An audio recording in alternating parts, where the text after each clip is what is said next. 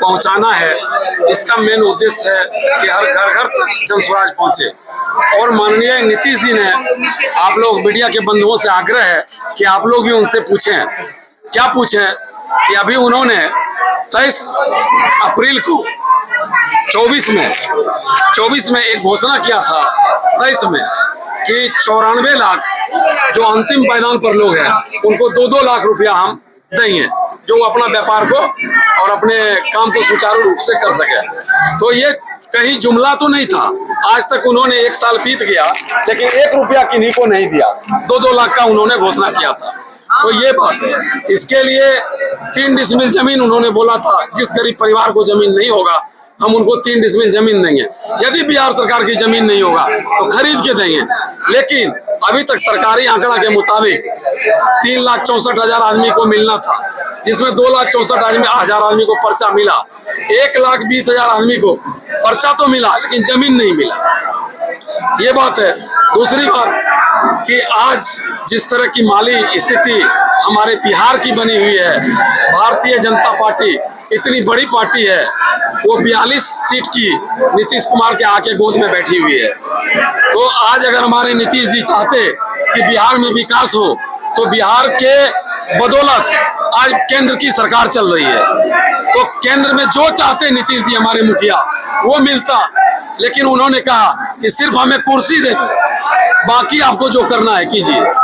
तो बिहार का जो विशेष पैकेज का मांग था, बिहार का 28वां अति पिछड़ा राज्य में आज भी बिहार बना रह गया, तो हमारे मुखिया क्यों नहीं चाहते हैं ये चीज। बस इसके लिए हम लोग 11 तारीख से नीतीश जी का गांव जो कल्याण बिघा है वहां से हस्ताक्षर अभियान चलाएंगे कि किस जमीन मिला, 2 लाख मिला, 1 करोड़ लोगों का हस्ताक्षर कराकर पूरे बिहार में 1 करोड़ लोगों का हस्ताक्षर करा के हम लोग महामहिम राज्यपाल को देंगे। अगर उसके बावजूद भी हमारा राज्यपाल नहीं सुना तो विधानसभा का अंतिम सत्र का घेराव करेंगे। जन स्वराज का यही संकल्प। बिहार में स्वास्थ्य रोजगार को लेकर किस तरह से हर जगह जाते हैं तो कहते हैं हम लोग सुधार कर रहे हैं, आप लोगों के पास क्या ठोस कदम है, कैसे? आज मैं बता रहा हूँ 50,000 करोड़ रुपया एक वर्ष से 5 वर्ष के बच्चे को जो पढ़ाया जा रहा है उस पर 50,000 करोड़ का खर्चा है, और जिसमें कि वो खिचड़ी बट रही है, बच्चे पढ़ नहीं रहे। तो वो 50,000 करोड़ से हम जो मेधावी छात्र है उसको प्राइवेट स्कूल, तुरंत तो हमारी सरकार बनेगी तो तुरंत तो हमने इंफ्रास्ट्रक्चर डेवलप कर लेंगे, तो उस 50,000 करोड़ को प्राइवेट स्कूलों में डाइवर्ट करके जो बच्चे पढ़ने वाले हैं उसको प्राइवेट स्कूल में अच्छी शिक्षा देंगे। ये हमारा वादा। आप लोग कहते हैं हम लोग जात पात की राजनीति नहीं करते, स्टेट कोर कमेटी में लोग 25 सदस्य बनाए गए हैं, उनमें अल्पसंख्यक की बात करें, एबीसी की बात करें, दूसरा सब है लगभग। ऐसे में जो बिहार की में जो जातिगत समीकरण है कहीं उसको सेट करने का कोई प्लान नहीं है इस तरह का? मैं भारतवर्ष में पहली ऐसी पार्टी बनी जो 2 अक्टूबर को पार्टी बनी 1 करोड़ संस्थापक सदस्य के साथ, जिन्होंने खुले मंच से कहा कि जिसकी जितनी साझेदारी उसकी उतनी भागीदारी।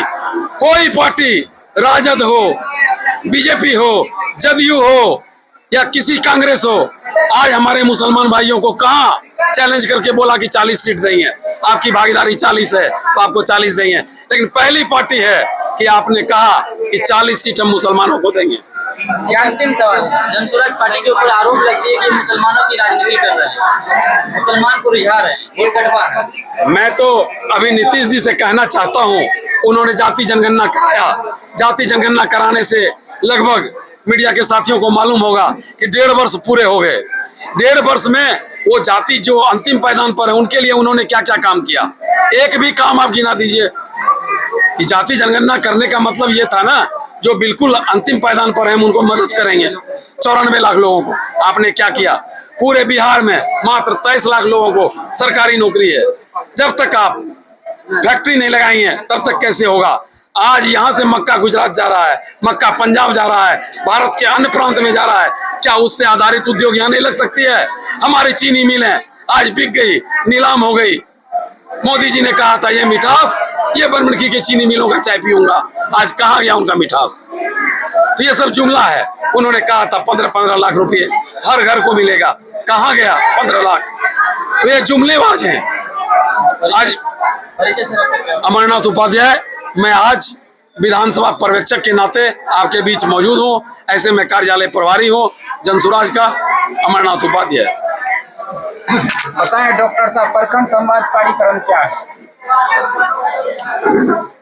ऐसे जो है प्रखंड कार्यक्रम संवाद जो है, अब जैसे हमारे प्रखंड में लगभग 26 पंचायत हैं, तो ये 26 पंचायत को जो है एक जगह करने का जो है, क्योंकि होता ये है जो अगर 26 पंचायत से जो है 10 आदमी, 15 आदमी, 20 आदमी, 25-50 करके जो है अगर एक जगह जमा हो जाते हैं तो फिर ये अपने आप में दिखना शुरू हो जाता है कि जनसुराज में भाई हम भी आए, जनसुराज में हम भी आए, जनसुराज में हम भी आए।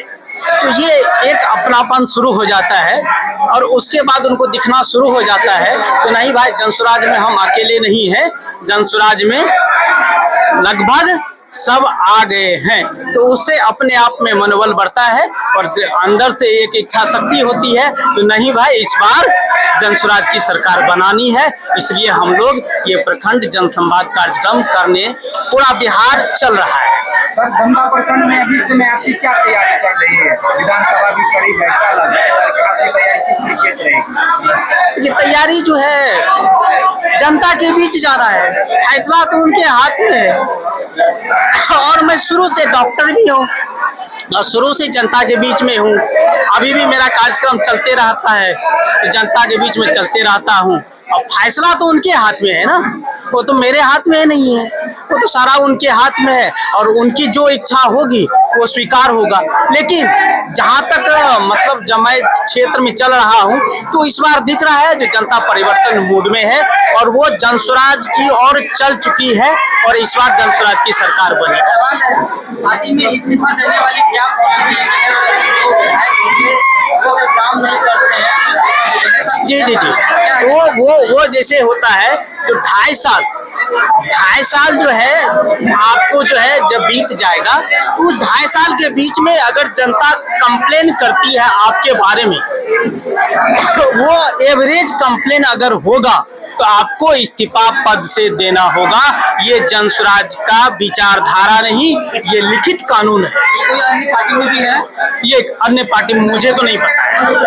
क्या परिचय? मैं डॉक्टर बीके ठाकुर, जनसुराज संस्थापक, प्रदेश कार्य समिति सदस्य। सर, अंतिम में क्या कहेंगे विधानसभा वासी? मेरा सबसे आग्रह है जो अरे इतना दिन से तो हम लोगों ने बिहार में जितनी पार्टियां हैं सबको मैं वोट कर चुका हूं। इतना दिन में बिहार की जनता लगभग सब पार्टी को वोट कर चुकी है और अब मिला जुला के हमदान में जितनी पार्टियां बिहार में जितनी पार्टियां हैं वो लगभग एक्सपायर हो चुकी है। तो जनसुराज जो है वो बिहार की जो है नई दवा है और इस बार मेरा सबसे अपील है तो इस नई दवाई का जो है यूज करिए और नई दवाई है तो वो अन्य दवा जो एक्सपायर दवाई है उससे तो बढ़िया होगा ही। मेरा जनता से यही अपील है, जो नई दवाई आई है जनसुराज उसको खाइए।